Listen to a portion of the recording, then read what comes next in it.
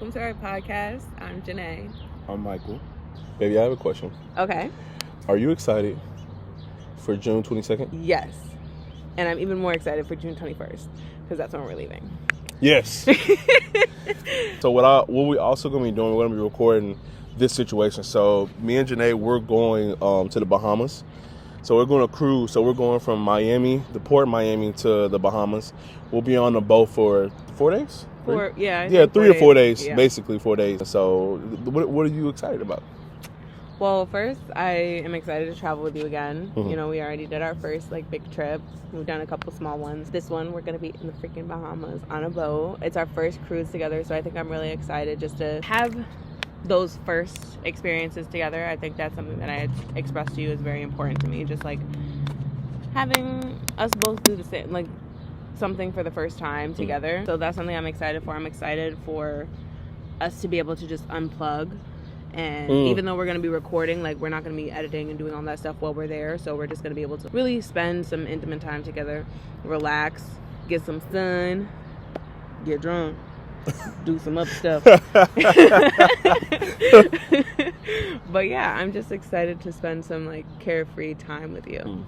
What about you, baby? Yeah, I'm very excited. I could tell. You know those fruity drinks you can't take this alcohol in them? I'm really excited to have a ton of those. And I think just also going out in the water, experiencing what the sand and stuff that's not American sand.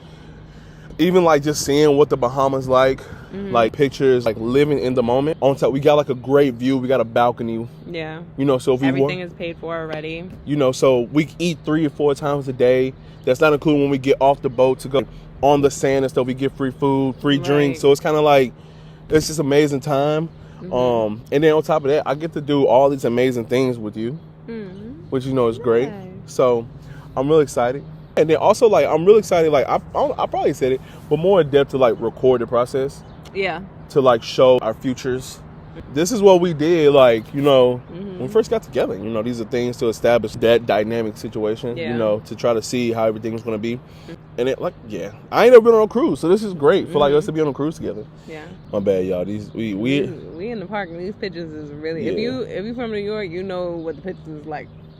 Yeah. Yeah. They not scared of people. I've never encountered a pigeon that doesn't fly away. I think one of the pigeons threw up a gang sign with his its claw. I think it was something. I was like, whoa. So I have a question. Yes. How has the experience been for you, experiencing a partner with an anxious attachment? Or I guess what are the challenges that you have faced just in terms of communication? Because I know when we first, got really serious, and even when we started living together, that there are some things that unexpectedly trigger me, and just how it's been for you kind of dealing with that. And have you gotten to a place where you feel a little bit more comfortable just understanding it? Well, I never knew that was a style until we got together. So if you'd asked me what was going on, I'd be I don't know. I got some good ass dick or something. I'm joking. Hey. The title itself doesn't change the approach, I guess, that I have. Just to the sense of I understand what has happened to you. That's why when we do hit certain situations, that's why I say I see you. I know you. To remind you that this is not a new day of events that I'm never gonna know about. Right. I understand that everybody has a past, and just in this moment, a past is kind of affecting the situation right now. Okay, great. How are we gonna go about this now? Right. And that's why sometimes when I know it's a situation, one, because I like to reevaluate myself and check myself first to make sure wait, did I say anything that might offend you? Did I do anything in this way aspect? I have to make sure as a man I'm doing that, because as your protector, I have to make sure I'm keeping your mental state at safety as well. And so making sure that I okay, cool. I didn't affect you. I didn't hurt you. So cool, let's go about this now. After I do that, I realize and I'm hearing what the situation is. I sometimes say, okay, this is not really something I've done, but I've triggered something from somewhere else. Right. And so just being able to have those conversations to let you know hey, I know what's going on. Like, let's talk about it. Let's get to it. Right. Even like when I say certain things and you might break them down, and I look at your face a lot. I'm very observant. He's very, very observant, y'all. Like, I can't hide nothing from this man. And so, like, I can see instantly if I say something like a song lyric, if I sing it and I see your face and you go like, I'm already knowing you overanalyzing it immediately. So I'm letting you know, like, it's a song lyric. Like, now, other than that, if I'm singing a song to you, then obviously you know the song is about you. But other than that, like, I want it in this process, like, not saying I'm overly reassuring you, but I'm letting you know that, like, we're good. Right. You're good. Like, and it's okay, like, in certain moments, like, well, in all moments to feel how you're feeling, but it's okay. Just to add, like, giving me the tools in the moment to be like, why don't you think about this? Because I think this is what's happening, so let me know. And so, even though I'm not there yet, and it is very hard sometimes, like, for me in the moment, because my emotions are heightened, and my turnaround for that is not where it needs to be yet. That sets me on the path, and I really appreciate you doing that, because it sets me on the path to be like, okay, shit, like, maybe that is what's happening. Like, even what happened yesterday, I felt like I was right. And then after you presented the information to me, I still was like holding on to that, like, no, like, this is what happened. And then I forget exactly what it was that you said to me. I think you said something about it being a past situation, and I was like, actually, that does make sense, because these are the feelings that I was having, and this is what led me here. This is what led me to interpret something that you do all the time as being an attack, just because of the way I was feeling in that moment. I appreciate your willingness to, like, accept that as, like, a part of who I am in this moment. I don't plan on it being a part of me forever, but I do appreciate your willingness to, like, help me through those moments. Yeah, I think it'd be shitty of me as a partner to not do such. We can sit here and talk about what people in the past have done to you all day, but that doesn't get us nowhere. Right. It doesn't help improve our, like, dynamic, our relationship, how we mesh together. It does nothing for us. Right. And as, like, I like try to tell you, I think it's still hard for you, but I think over the course of time you'll start to see what I mean. But, like, some things are just not worth the energy. Yeah. And that's one thing, like, as you just said, like, you feel like I have to, and that's why I tell you those things, because it's like, no, you don't.